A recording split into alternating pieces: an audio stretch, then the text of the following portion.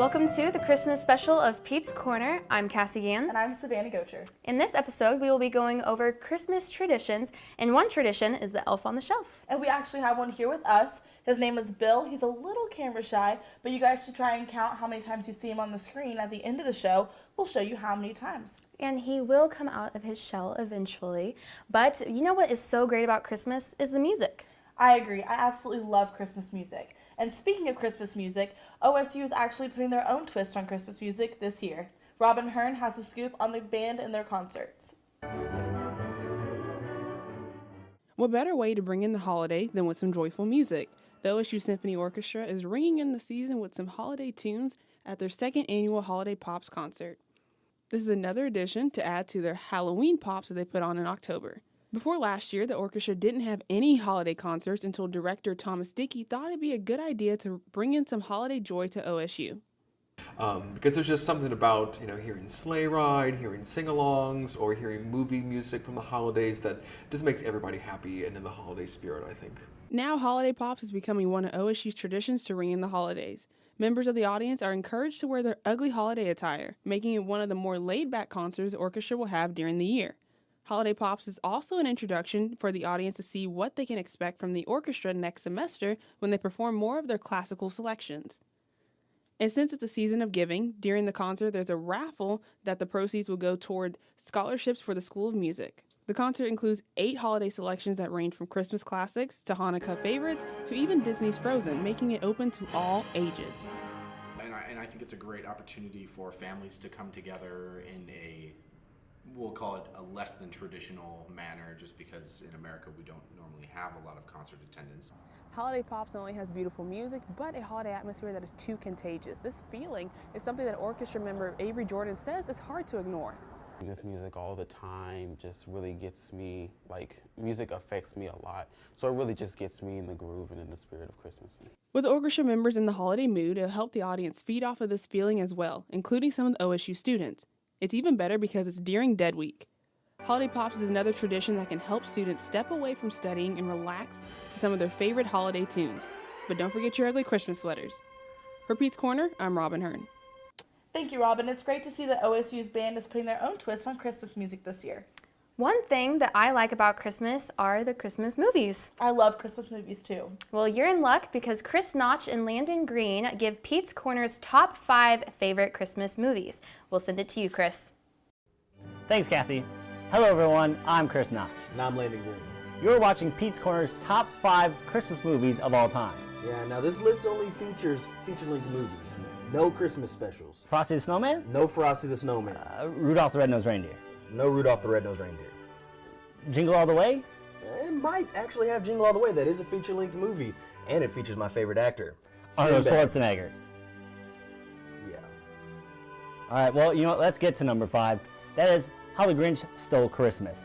Now, I think besides this being the first full-length movie based off of Dr. Seuss book, I think what Jim Carrey does as the Grinch is amazing. Yeah. What's your favorite line from that movie? You know, my favorite is when he's looking at the phone book and he's like, hate, hate, hate, hate, hate, hate, double hate, loathe entirely.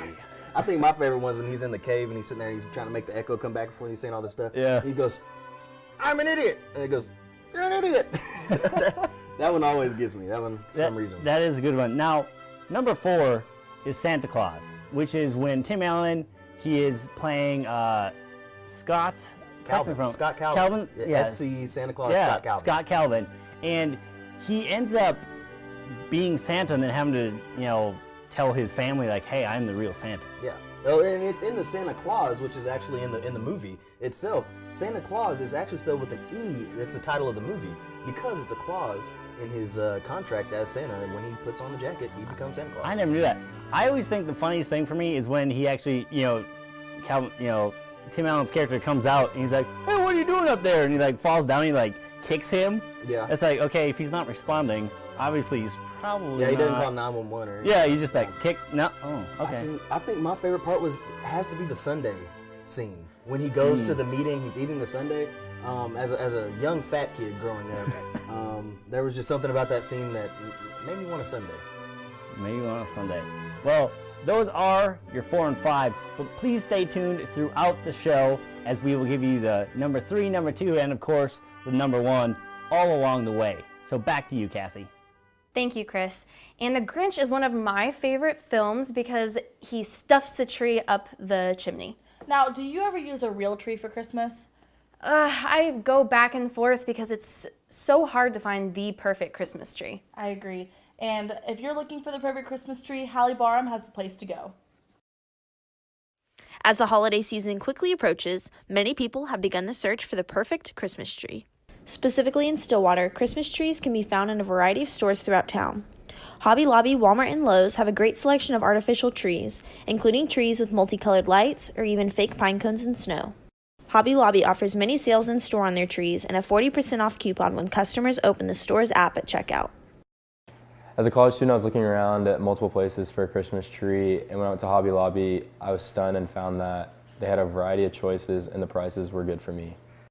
Lowe's in Stillwater offers a large variety of real trees to fit any need and any budget. When a customer purchases a tree at Lowe's, employees trim the tree, cut the trunk, bag the tree, and place it in the car so it's ready to go. So whether you want an artificial tree or a real tree, the decision is yours. I'm currently standing in front of my first ever artificial Christmas tree. When you're tree shopping this year, consider it time to spruce things up. Changing up your typical Christmas routine can be as simple as changing the color of your tree's lights or as complex as buying a brand new tree. For many first-time tree buyers, picking a tree can be a lot harder than it may seem. However, for those looking for a real tree, Lowe's Assistant Store Manager Zach Christian suggests not overthinking the search. Look for a tree that's full. It doesn't have to be full all the way around because usually you've got it up against a wall so that you can get a really good side. Having the whole tree look really good doesn't impact as much as if you get a side that looks really good. You can kind of hide some deficiencies on the back side. Find a tree with the color you like, with the texture you like, with the needles. There's several varieties, but there's enough variety to be able to pick one that you really like. With so many options in Stillwater, it all comes down to choosing the tree that best fits your home. And don't forget, someone's got to decorate. For Pete's Corner, I'm Hallie Barham. Thanks, Hallie. Now I know where to buy my Christmas trees. Cassie, do you like building gingerbread houses? I love the taste of them. That's fair. Well, our own Kirsten White is going to take a DIY look on building gingerbread houses.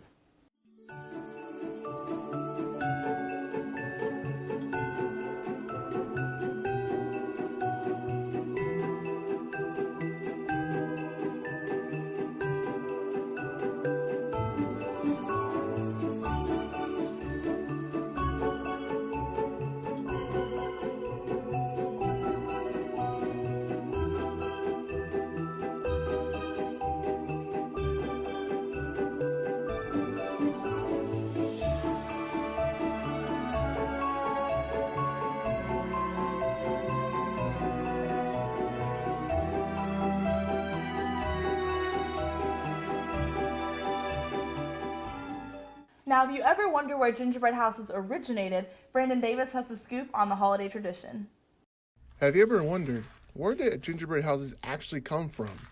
Well, they have been around for a long time and heavily associated with fairy tales.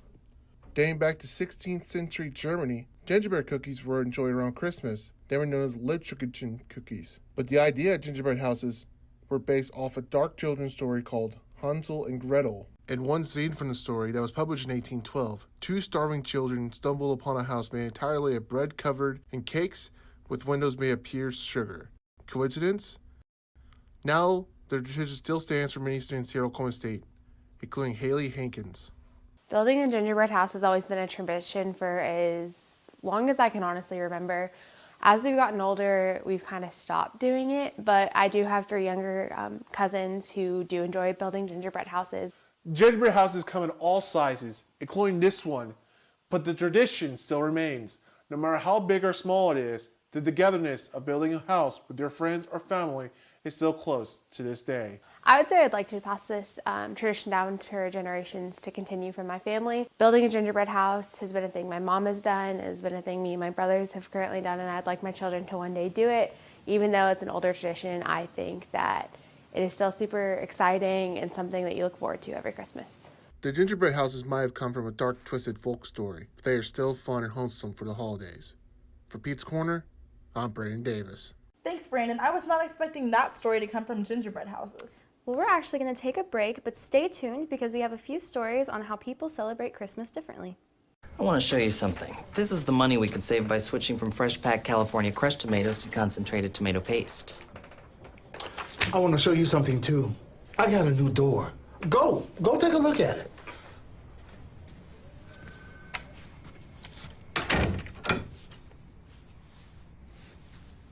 Nobody uses better ingredients than Little Caesars, like fresh-packed California crushed tomatoes.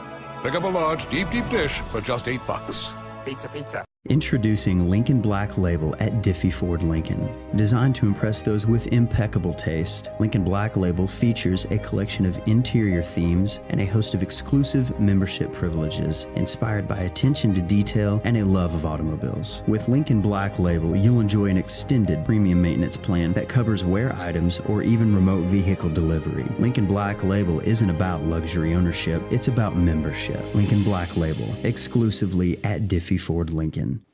Welcome back to Pete's Corner, where we are talking about holiday traditions. And Americans aren't the only ones that celebrate holiday traditions. Dylan Ford is going to give us a look on the Christian holidays celebrated around the world. Christmas may seem like just an American holiday, but it's actually celebrated all around the world.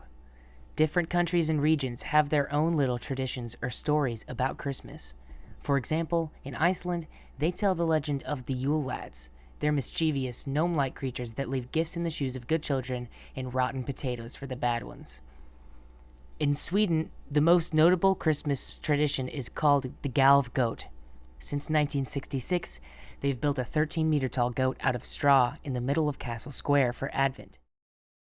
Although nearly 80% of the population in India practice Hinduism, there are still 24 million practicing Christians in India who celebrate Christmas. Prashank Shah is from Mumbai, which has a 25% Christian population. Yeah, back in Mumbai, they do celebrate, like my friends do call me for like on 25th of December or 31st of December, they do call me to, they make some special curries and all. And Christmas in America is almost always associated with snow. And we're supposed to get some in Stillwater this weekend, so grab your boots and your warmest winter coat. Now, Marlon Shepherdson went to OSU last year through the study abroad program. He's from a place where Christmas falls in the summer. We have similar kind of Christmas trees and like still similar traditions like Christmas Eve. But yeah, like I said, you know, there's a good chance we'll be at the beach on Christmas with family or something like that, and no Thanksgiving, so it's kind of a gradual build up towards Christmas. There are many Christmas traditions around the world. It truly is a worldwide holiday. From Icelandic Yule Lads to Black Friday bags, from a Christmas swim to a Christmas grin. For Pete's Corner, I'm Dylan Ford. Thanks, Dylan. There are certainly some different and unique traditions around the world. Cassie, what are you doing? Oh, I'm just writing my letter to Santa. I've been really good this year. Well, actually, I got to sit down with Santa this week and Mrs. Claus, and let's see what they're up to. There are hundreds of traditions around the world when it comes to the holiday season. Some depend on where you live, while others depend on what you celebrate. From reindeer to ornaments to trinkets and toys, there's one tradition that seems to withstand the test of time: Santa Claus. Although we now know him as the jolly man with a sack of goodies and a red suit, he's got a history dating back to the 3rd century. Jolly old St. Nicholas was a man believed to live around 280 AD. He was known as a protector of children and sailors due to his exceptional kindness towards strangers. The name Santa Claus developed with his Dutch nickname Sinterklaas. As Christmas evolved in the United States and focused on gift-giving, the shopping mall Santa icon was born. Stores in New York City initially started advertising Christmas shopping in 1820. In 1841, a Philadelphia shopping mall allowed thousands of children to meet a real-life Santa Claus. By 1890, the Salvation Army began dressing unemployed men as Santa Claus to help raise money to feed the homeless. They still ring bells to solicit donations today. Santa and Mrs. Claus have traveled all over the world, bringing joy and gifts to children of all ages. They frequently hop on his sled to meet a wide range of people. As this tradition has grown into an every year sensation, Santa still meets for a good cause. The two recently stopped at a North Park Mall in Oklahoma City to greet children on their nice list and to benefit the OKC Rotary. I love meeting all the different children from ages 1 day old to 100 years old. Each one is unique and each one is special, and I love meeting them all. To just see the joy in their face it's worth everything. Santa and Mrs. Claus will make multiple appearances across Oklahoma in preparation for Christmas just before headed back to the North Pole. For Pete's Corner, Merry Christmas! I'm Savannah Goatcher. My family always says if you don't believe, you don't receive. So seeing Santa and Mrs. Claus was definitely a good kickoff to my holiday season. And doesn't your sorority house do special things for Christmas? Yeah, they do actually.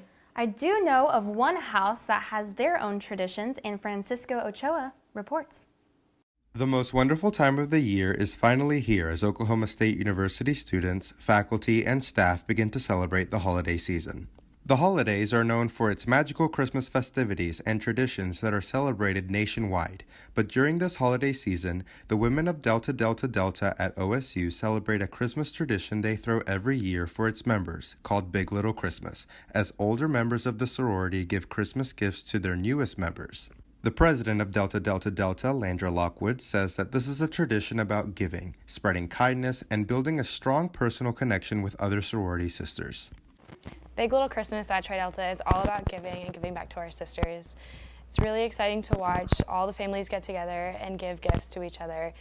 It's just a very special time in our sisterhood, and I'm very excited to be a part of it. Many of the girls here at Delta Delta Delta celebrated Big Little Christmas as they received several gifts such as stools, study boards, clothes, and more. Tri-Delta President-elect Alex Andrews remembers the gifts she created and received for other members in her Tri-Delta family. So the first year that I experienced Tri-Delta's Big Little Christmas, I received a study board from my big, and it was beautiful. It had my favorite Bible verse on it, which really inspires me every time I study to just get after it and hit the grind. And then the next year, I was able to give back to my little and create her a study board that inspires her. She loves New York City, so I painted the New York skyline on it, and I just really hope it inspires her every time she's doing schoolwork to follow her dreams and do the work.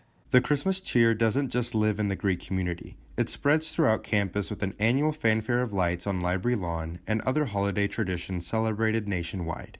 The spirit of giving will always continue to be a part of the holiday spirit here at Delta Delta Delta and around the world. For Pete's Corner, I'm Francisco Ochoa.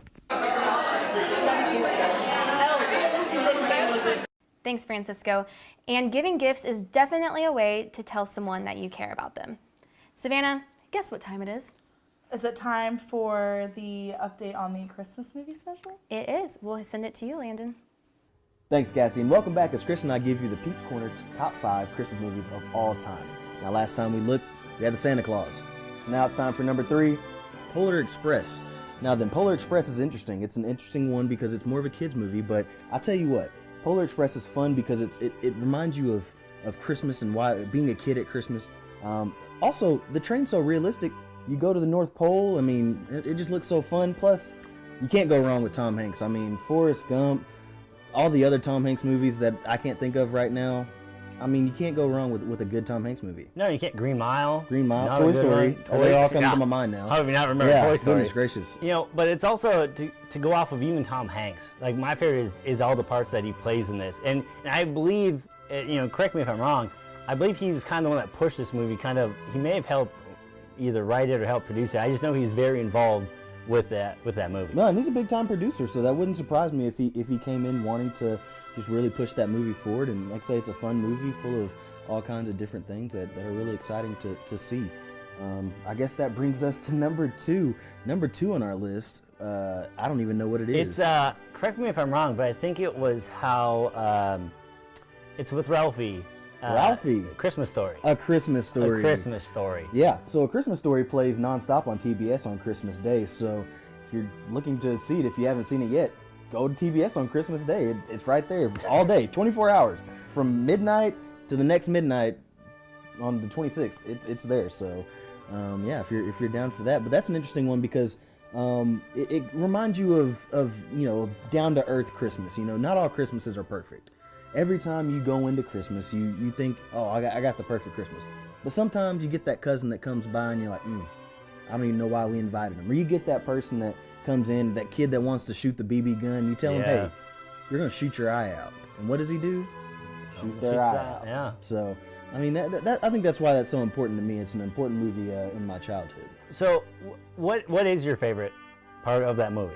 Is it when Ralphie, shoots the BB gun and then he like knocks the glass off and he's like, oh my gosh. That was not my favorite part. It kind of traumatized me as a child. But I will say this: my favorite part, he goes to Santa and says, "Santa, I want a Red Ryder BB gun." He was afraid of Santa. He went in there. He was afraid of Santa. Went in there and said, "Santa, I want a Red Ryder BB gun."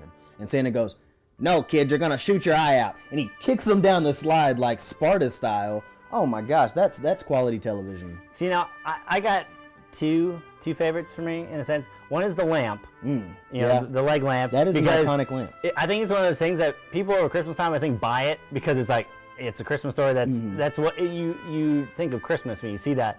But then it's probably that issue once you have it after Christmas, you're like, what do I want this leg lamp for? Yeah. And also when they make Ralphie wear the pink bunny costume. Oh my gosh. And he comes down the stairs and he's like, I'm not wearing this. Or even the Ovaltine part. I mean, if you think about that, I mean, he goes all this time, spends all his stuff, and getting this Ovaltine ready, and he just, comes out. It's not what he wants. It's a message from Ovaltine. But we're going to send it back to Cassie. Thank you for tuning in for this segment of the top 5 Christmas movies of all time, brought to you by Pete's Corner.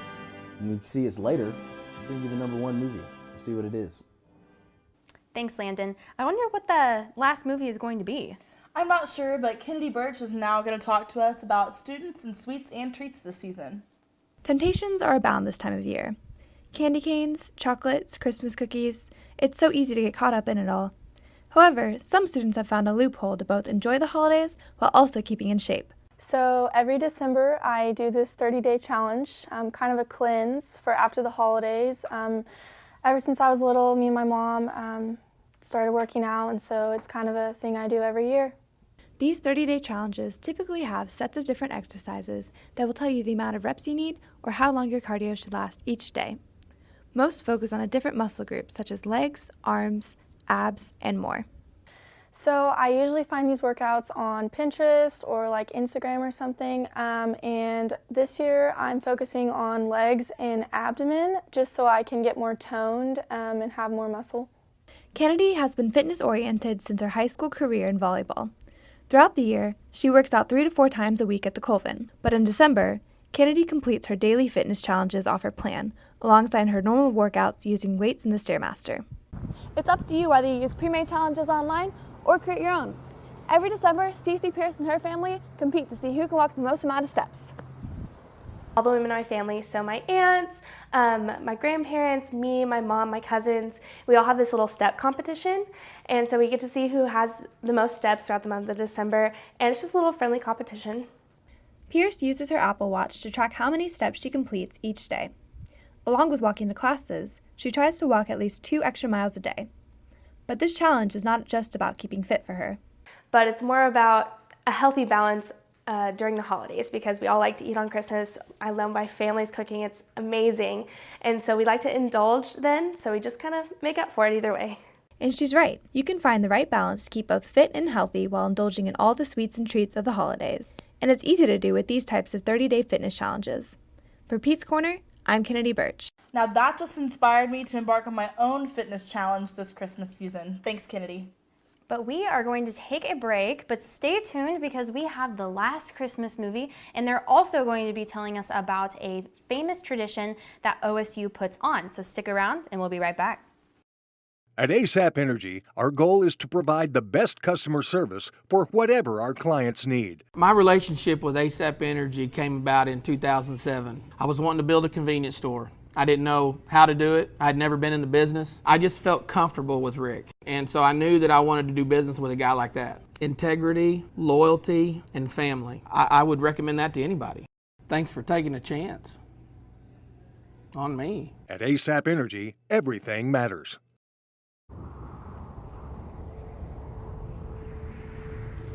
Where were you born? It's a question asked all the time. Because where you're from shapes who you are, inspires how you do things.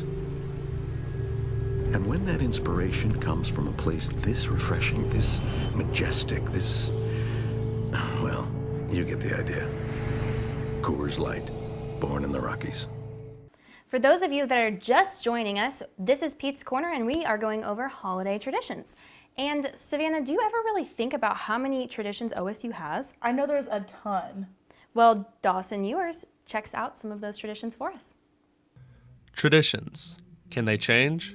How do they start? One holiday tradition on the campus of Oklahoma State has evolved into what is now known as Fanfare of Lights. Every Christmas season, Oklahoma State University shines bright when the orange Christmas lights are turned on. Every year, this celebration gathers OSU students, university employees, the Stillwater community, and even a special guest appearance from OSU President Burns Hargis and First Cowgirl Ann. But where did this tradition begin?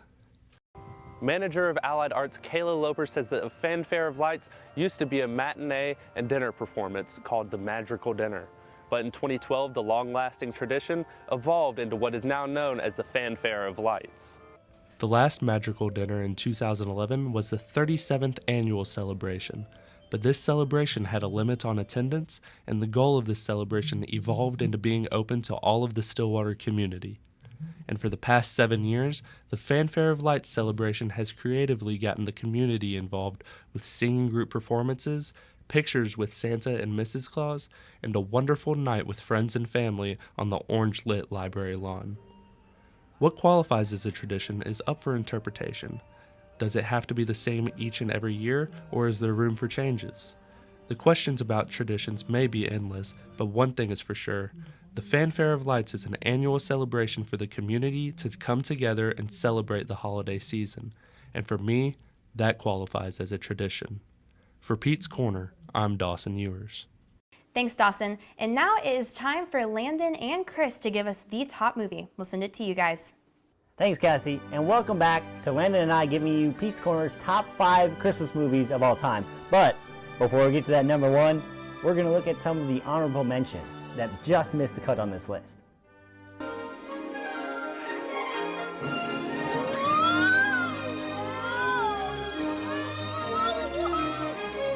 Oh, excuse me. Yes? I'm trying to find a gentleman doll. Me too, me too. Do you have any more in the back? Would you please tell her that you're not really Santa Claus? That there actually is no such person? Well, I'm sorry to disagree with you, Mrs. Walker, but not only is there such a person, but here I am to prove it. No, no, no. Now at number 1 of Pete's Corner's top 5 Christmas movies of all time, it's, drumroll, It's a Wonderful Life. It's a Wonderful Life. It's a Wonderful Life. Now, I know this was in the, I believe it was the top 10 of the American Film Institution for best film of all time. And what kind of makes this number 1 is the fact that it relates to A Christmas Carol. Really? You know, with, yes, really, actually, Landon. With, you know, the angels and for me, I actually just watched this recently because I had heard all this, you know, excitement over, oh, It's a Wonderful Life around Christmas time, you watch it, and it was cool to kind of see how, you know, this guy George, he does everything that he can, and he thinks that he doesn't matter.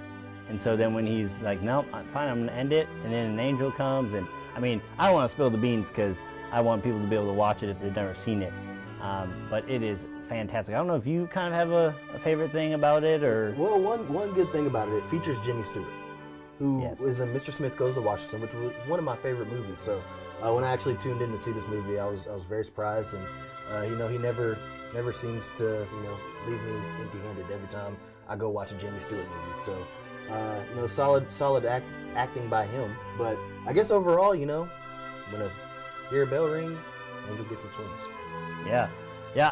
I will say, now I don't know what it was, but something with the N2 and the girls, like, every time a bell rings, an angel gets his wings. And I have heard that quote somewhere else, and I was like, oh, so that's where this came from. Yeah.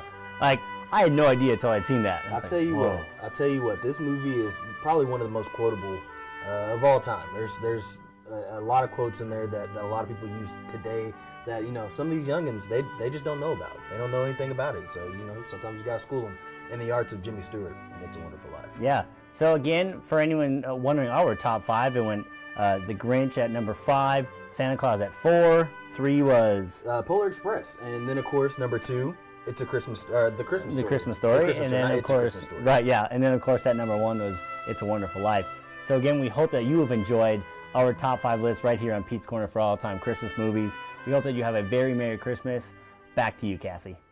I kind of wondered if it was It's a Wonderful Life. Well, okay. So now we're going to go to the Lone Star State and we'll have some tips from Robin Hearn on Christmas shopping.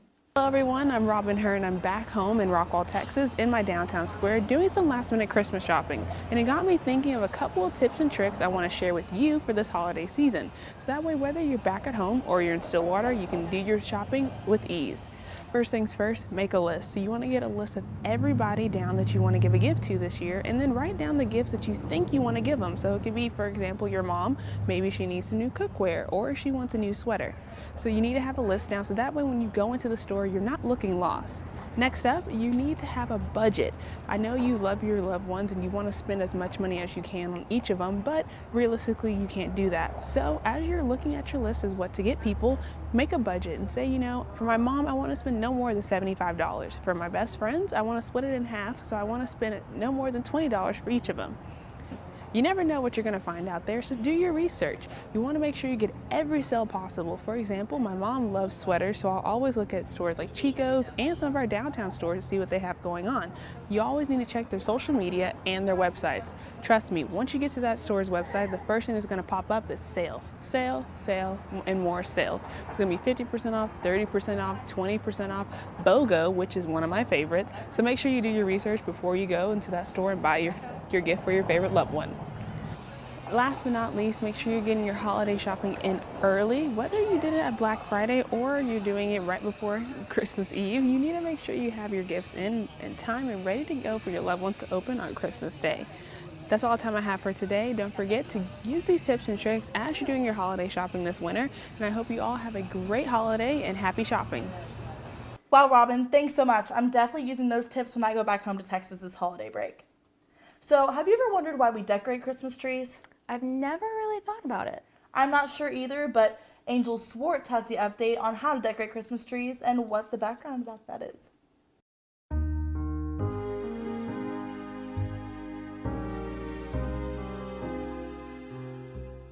For as long as there have been Christmas trees, there have been the decorations that have adorned them. From tinsel to popcorn, decorations have come in a variety of forms. However, the most popular choice of all holiday decor has always been the ornament. The ornament has been around since the 1800s and is said to have been created when a humble glassblower named Hans Griener couldn't afford to put apples on his tree, so he made some instead. Since those days, the famous Christmas bulb has not only been made in various shapes and sizes, but has also been used to decorate trees in many different ways. With that being said, some people prefer to have a more aesthetically pleasing tree grace their living room and buy ornaments with a specific theme or color pattern in mind. I feel like it adds more character to the tree, and it kind of like ties the whole room together. It's something that draws a lot of attention, and it kind of brings the whole room together, I feel like. Now, while some people like their Christmas trees to be themed and pretty, other people prefer their Christmas trees to have a more personal touch to them, a little bit more of a homemade feel. And that can be achieved by using something as simple as a blank sheet of paper and turning it from this into a beautiful ornament. Homemade ornaments can be found on almost any family Christmas tree and serve as the perfect placeholder for favorite Christmas memories. I grew up making Christmas ornaments with like my mom and my family, and we'd always decorate the tree with them every year. And making your own ornaments is just a really good like memory to have with your family, and it gives your tree more character. And I've just always really liked having my own ornaments, so I can't wait to do it with my own family. So, whether you choose to color coordinate your tree or decide to add your own personal touch, one thing we can all agree on is that the time spent with your family around the tree is what is really important. Thanks, Angel. I'm glad we now know why we decorate the Christmas trees. Well, that's all that we have for Pete's Corner. Wait, time out. Shouldn't we talk about Bill on the shelf and how many times he's been in our scenes? That's right. Let's roll the clip.